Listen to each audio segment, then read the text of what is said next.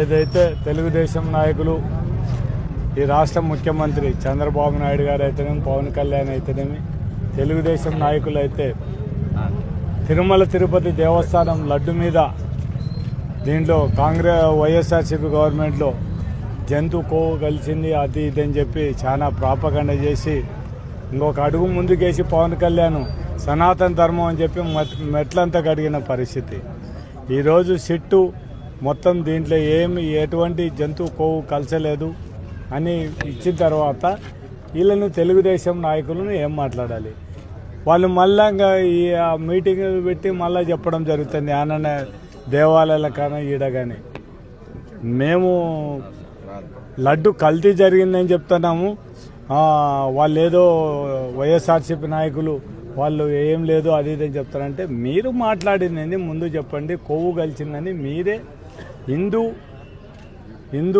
హిందూయిజాన్ని, హిందువుల యొక్క మనోభావాన్ని దెబ్బతీసే విధంగా ఎంతో పవర్ఫుల్ దేవుడైన వెంకటేశ్వర స్వామి అంటే ప్రపంచంలో కూడా అందరూ వచ్చి ఆడికి టెంపుల్కి వచ్చే పరిస్థితి ఉంటే అటువంటి దేవుని ప్రసాదం మీద కేవలం రాజకీయ లబ్ధి కోసం మీరు ఇచ్చిన వాగ్దానాలను నెరవేర్చలేక సూపర్ సిక్స్లు మీ చేత కాక కేవలం ఓట్ల కోసం ప్రజలను మోసం చేసి ఈరోజు ఏ విధంగా ప్రజలను మైండ్ డైవర్ట్ చేయాలి, జగన్మోహన్ రెడ్డికి చేస్తున్న ఆదరణను ఏ విధంగా తిప్పికొట్టాలా, ఈ విధంగా లేనిపోని అబద్ధాలు కానీ లేకుండా అబాండాలు వేస్తే ప్రజలను మైండ్ డైవర్ట్ చేయని ఆలోచన చేసేలా తెలుగుదేశం నాయకులు ఈరోజు చేయడం జరుగుతుంది.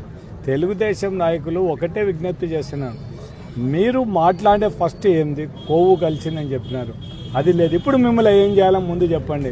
మీ సనాతన ధర్మాన్ని గురించి మాట్లాడే పవన్ కళ్యాణ్ ఏం చేయాలి? ముందు అందరికంటే నువ్వు మెట్లు కరగడం కాదు, నువ్వు ముందు నీ ఆత్మను శుద్ధి చేసుకో, ముందు నీ నోరును శుద్ధి చేసుకో.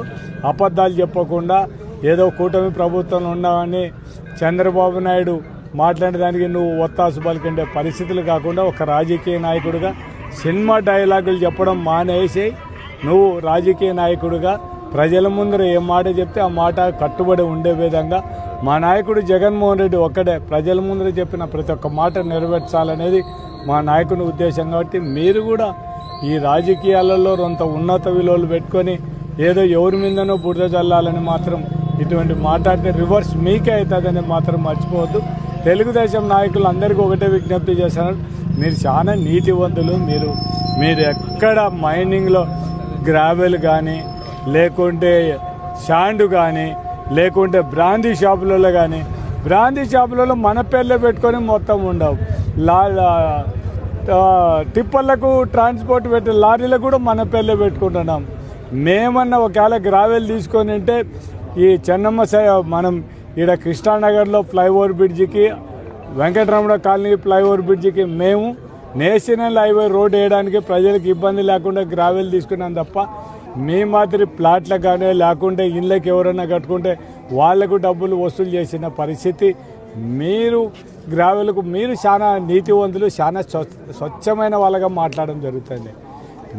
మీరేంది ఏ అధికారులతో మీరు ట్రాన్స్ఫర్ చేస్తామని డబ్బులు తీసుకోవడం లేదు. ఒక మాట చెప్పండి.